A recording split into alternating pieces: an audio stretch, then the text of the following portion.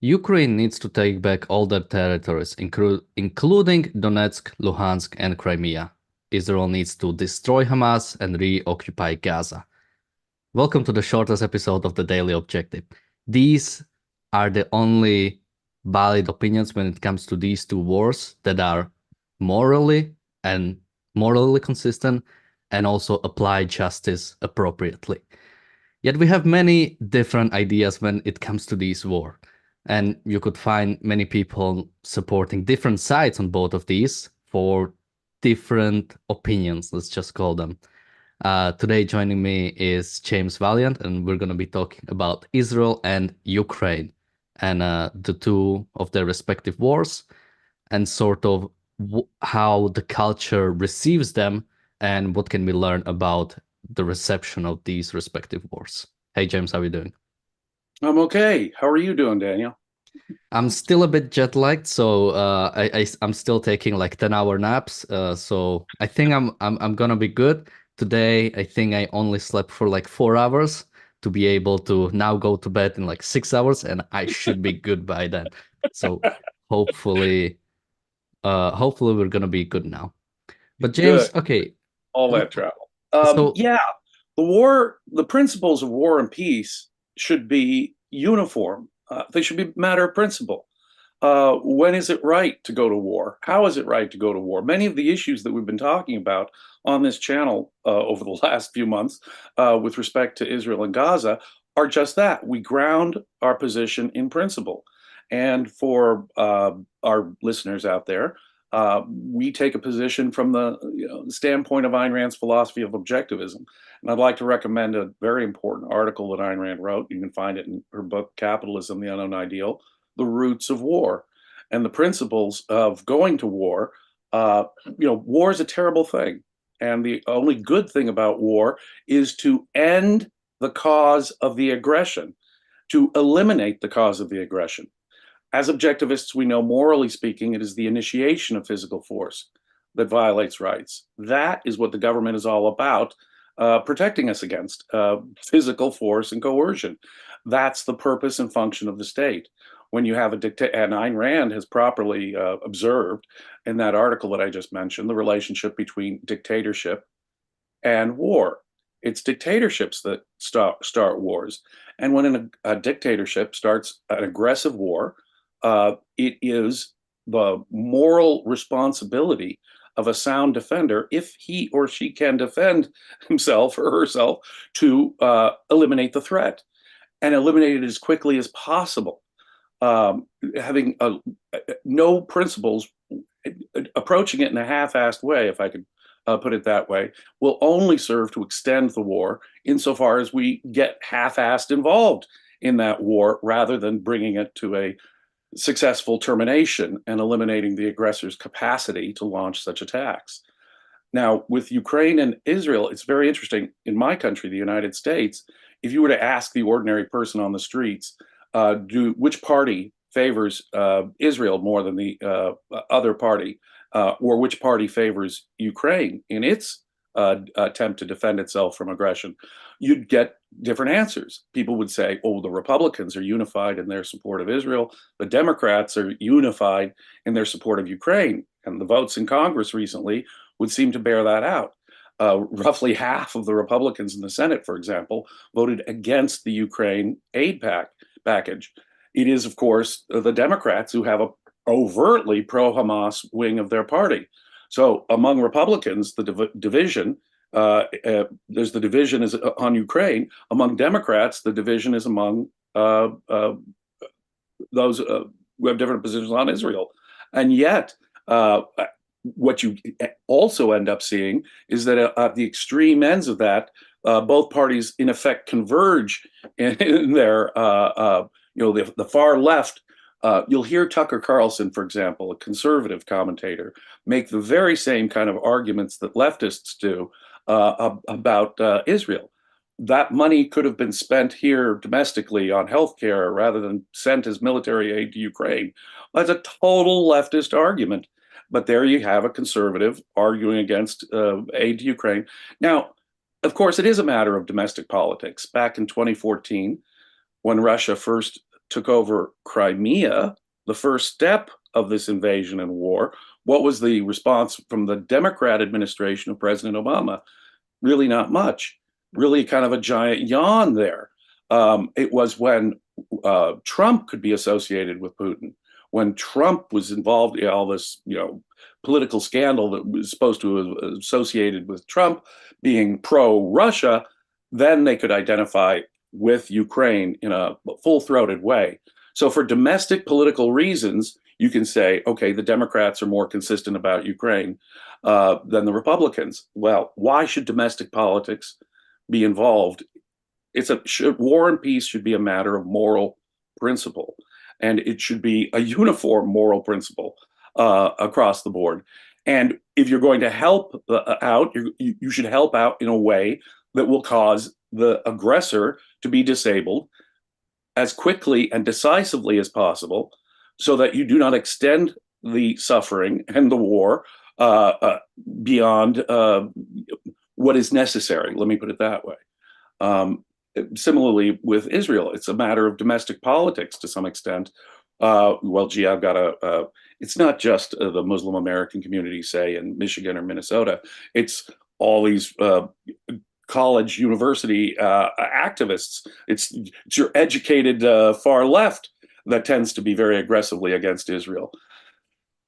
But as I say, it's an amazing thing because you'll again find convergence. There are some on the right, again, Tucker Carlson comes to mind, some on the right who oppose aid to Israel, aggressive all-out aid to Israel. Now, Trump, his current position is, we will settle the Ukraine matter. I will find a deal. I'll find a way. And of course, when followed up, and advisors of his, such as Kellogg and other important advisors, have come to him with a proposal just this year saying, look, that means we're going to negotiate it and Russia gets to keep part of the Donbas region. They get part of eastern Ukraine is just going to be given to Russia, but we'll settle it in a deal because, he's Donald Trump and can make deals with dictators. And so Donald Trump assures us that he will bring peace to Ukraine if he's elected president. What that involves, if you pin him down, are you agreeing with your friend Kellogg that Russia gets to keep a good deal of what they've taken over in eastern Ukraine? He's not clear about it. He's trying to have his cake and eat it too. Like a good political candidate, he's sort of fence-sitting on that. But again, what the heck is domestic American politics doing, having any influence on this at all? It should be a matter of principle. The lack of principle can also be seen in the fact that the good guys, the people who recognize that Russia is the aggressor in Ukraine, the people who recognize that Hamas was the aggressor, even Iran was the aggressor on October 7th, the good guys don't have a strong response. If you had a clear moral vision, you would have a strong support for Israel or strong support for Ukraine, and you'd go all out, full in, and not half-assed. And so these half-assed proposals for war, for helping Israel, and for helping Ukraine are themselves a reflection of this lack of principled thinking. Yeah, so when talking about this, because, there are the four concepts we're going to probably use a lot this episode: pro-Israel, pro-Ukraine, pro-Russian, and pro-Palestine.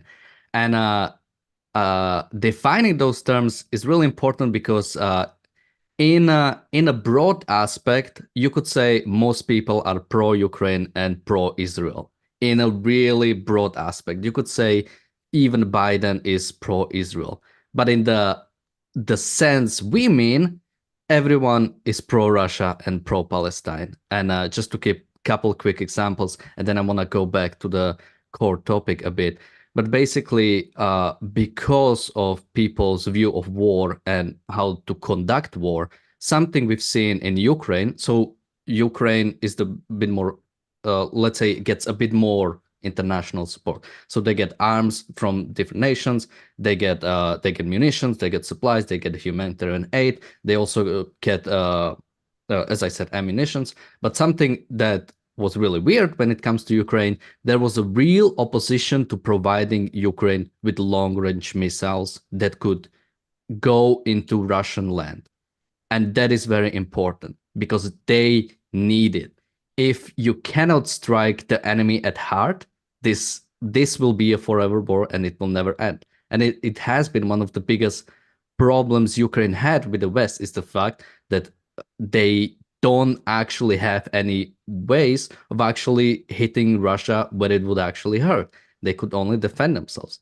And not providing, I mean, we are already, the assumption is that providing Ukraine with arms is good. Maybe if you, I could excuse some sort of isolationist stance, but usually it is rooted in pro-Russian sentiment or very much like a Western skeptic sentiment. So I'm still struggling to find like one person who would say, well, you know, America as a in a sense, let's say, actual capitalist nation shouldn't provide arms if it's not in its direct interest. Let's say when it comes to Israel, because there are actual enemies there. But whenever people actually argue for it, I'm highly skeptical of that. So that's just one of the reasons why I don't believe that many people are fully pro-Ukrainian in the way it actually matters. And in a similar way, you could say you're pro-Israel in the same way you could argue that America has been widely pro-Israel. It has been providing it with arms. It has been helping in the region. It has been, I mean, I think or a good portion of the Israeli budget is covered by US. So there is still, but if you are actually not supporting what ends this war, which is reoccupying Gaza and completely destroying Hamas, if you are still trying to force Israel into deal, you are not actually pro-Israeli. And so connecting to the title, what makes this war similar? And why are, in a sense, all wars similar?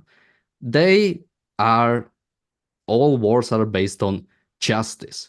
And the only way to achieve justice is the complete destruction of an enemy.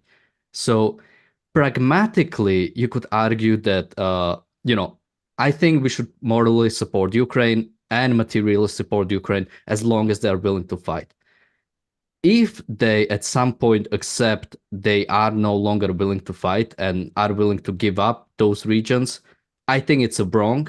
I think it's wrong. It's appeasing the dictators. It's basically allowing annexation of territories in 21st century, which is something we haven't seen in a long while. It's something imaginable that would happen in such a modern time.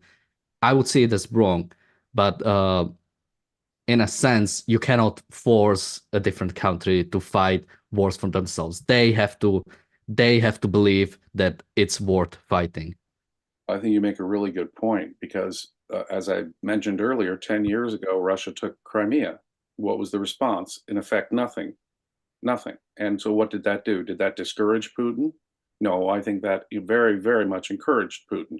If we let Putin keep parts of eastern Ukraine, will that encourage him or discourage him in the future with his aggression? I think it could only encourage him.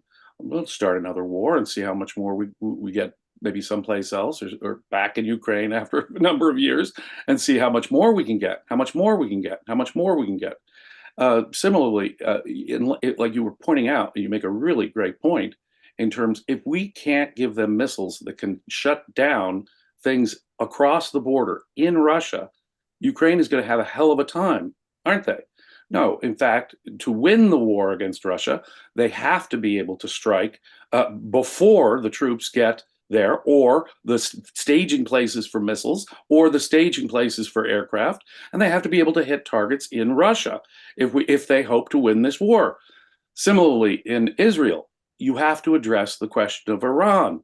If you don't address Iran, you will have a perpetual war. It will go on and on. Whether it's Hamas, Hezbollah, the Houthis, you name it, some new Iranian-backed proxy will be causing problems there.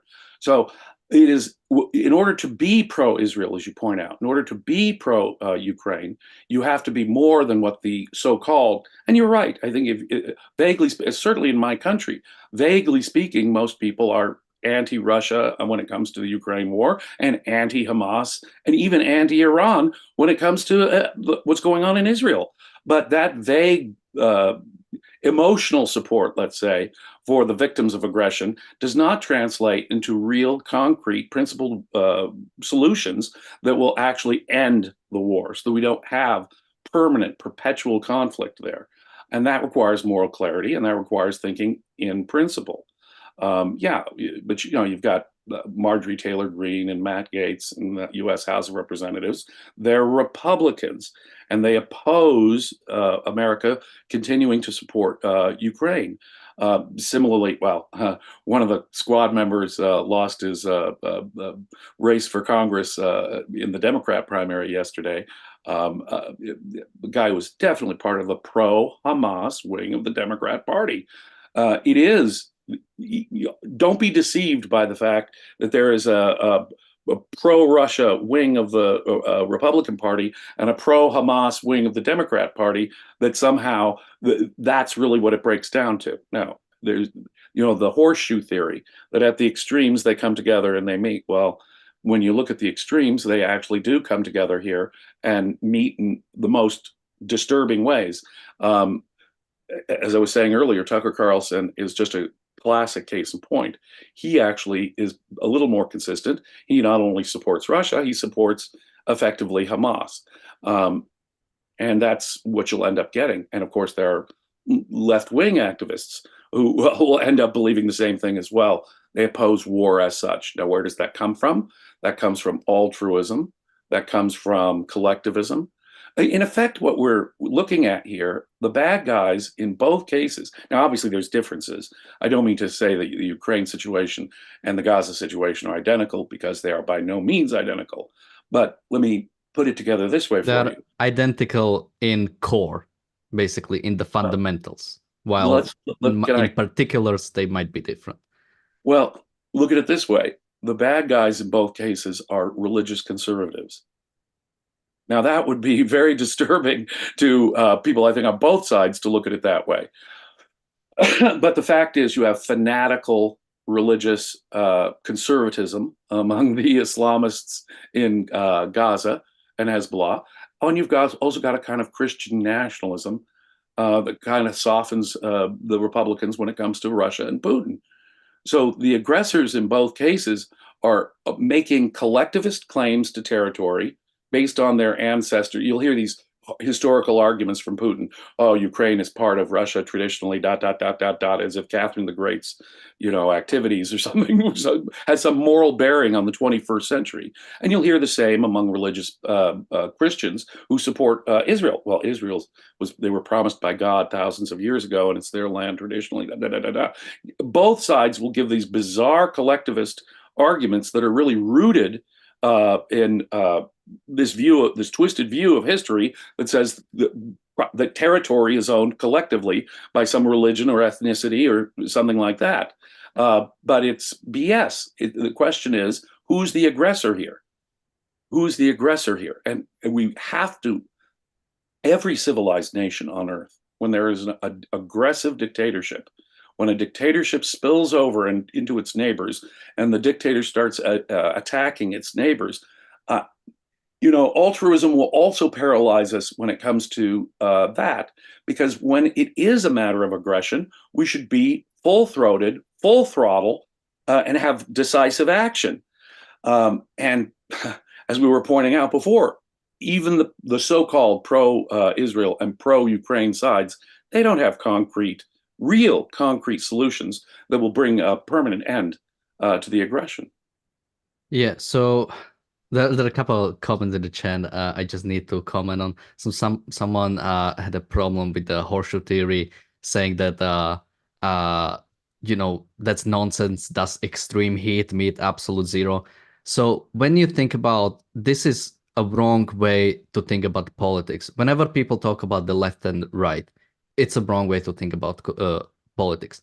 The actual spectrum is individual and collectivist, and it doesn't matter if you have the collectivist side on the left that goes for communism, the socialism, communism, whatever kind there, or if you have the collectivism on the right when it goes for sort of, let's say, nationalism, the sort of patriarchal society, sort of religious society. They are both collectivist, and they are allies in that fact. That's why the Soviet Union allied with the Nazi Germany. They are the same in nature. So that's one point. Well, that And is a very, very, very important point. The left and the right, it's not what they disagree about, it's what they agree about that's the fundamental problem. They are both, in effect, rooted in collectivism and altruism, and they both, in effect, believe things that would tie the hands of even a righteous defender here. Yeah, fascism and socialism are, two sides of the same ugly collectivist coin, based on altruism and ultimately based on mysticism of one sort or another. So when we mean a horseshoe theory, we're not refuting, it's not like we're actually using an analog of physics to say, this extreme temperature versus that. No. What we're saying is people are missing the fundamental similarity between left and right. And the principled opposition is going to be opposed to both. Then one more person makes a claim, and I hear this about, he makes it about something else, but I hear it when it comes to Ukraine, so I just want to cover it. He says Scania is historically part of Denmark. Scania is a region in, I think, southern Sweden, which I think used to belong in the past to Denmark. But again, when you talk about this historical, what does it mean? It means some king or some sort of monarch with a divine inspiration took over, killed, and basically just took over some territory and ruled over the peasants who were tied to their land, forced to stay at that land. And that gives it some sort of legitimacy. The similar when they say, well, Crimea was given to Ukraine by the Russian SSR, by the Russian Soviet Republic. It was given to the Ukrainian Soviet Republic, and that somehow makes it legitimate that they can take it back. And that brings me to one other point that I want to make, especially when people talk about Ukraine or Israel, and they criticize both of them. You could have criticism for Ukraine. It's corrupt, which it definitely is. It still has big problems in all aspects of their government. You could say about Israel, you have really religious conservatives in the government. I haven't researched this, but they had like problems with the court, with the Supreme Court. They wanted Oh, to yeah. do Just the other something with day, that. I haven't researched it specifically, so I don't have really opinion on that. well, as a I just want journalist, to we quickly oppose the cover it, draft but as such, yeah, but we also oppose religious, treating religious minority, exempting religious groups because they're a certain religious group. yeah. So, So just quickly, because I need to cover this in one point. So there are some people who use this as a criticism to basically oppose these things. But when it comes to history, and I don't remember who I heard this from, but when it comes to history or geopolitics, the most important question is, and James, you know this, compared to what? And that compared is to always what the fundamental.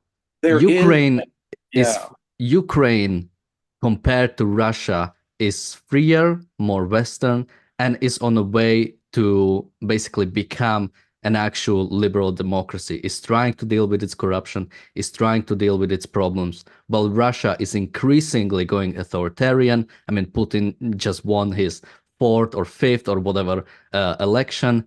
Israel, with all its problems, is fundamentally a Western nation. It's a liberal democracy. It has separation of powers. It has the relatively decent understanding of individual rights, especially compared to the rest of the Middle East. And it's similar to Ukraine. And that's what's important. that's just a brilliant point. There is no perfect nation on this planet by any means, but the three most important words in history as such, not just contemporary politics, but in history as such, are compared to what? Exactly what you said there. Israel, compared to everything around it, is so much superior. It's an island of civilization. When compared to Russia, Ukraine is superior. Now, they may have all kinds of corruption and so forth. The real point here is they were the victims of aggression. Why were they the victims of aggression? Because Putin is, in effect, a dictator. He can rally his country in such a way. Well, first of all, he needs to do it. As Ayn Rand points out in her article, The Roots of War, it's dictators who start wars. It's dictatorship that's been the cause of warfare in the modern world. And so the very fact that Putin is able to and needs to and wants to invade, the very fact that he is the aggressor here, tells you that Russia is more authoritarian than Ukraine is. Ukraine couldn't have pulled off such an invasion. Right there, that tells you something about the difference between Ukraine and Russia. And this connects to something else, how altruism paralyzes the people who are generally pro Ukraine or pro Israel. When you have a right to self defense, you have a right to go all out. You have a right to eliminate the threat, the original threat, eliminate it, incapacitate it, stamp it out of existence. That is your right. And altruism ties our hands. Altruism says, well, wait a minute, what about the collateral damage? What about the Russians? You really want to strike in Russia? Wouldn't that sort of cause this greater problem? Just like we don't want to escalate with Iran, wouldn't that cause a greater problem? No. The fearing escalation in both cases should be Russia's problem or Iran's problem. And if you have moral confidence in your position, you have the clarity to make it the aggressor's problem and not your problem. Lack of such moral clarity or the confusion that altruism gives people is precisely the sort of thing that will continue make the war go on forever and ever and ever. And since we are just a couple of minutes left, I would just like to finish this with, I think, a really good idea that I think Razi first told me, and I think it really makes sense. Neither Ukraine nor Israel have a right to defend themselves.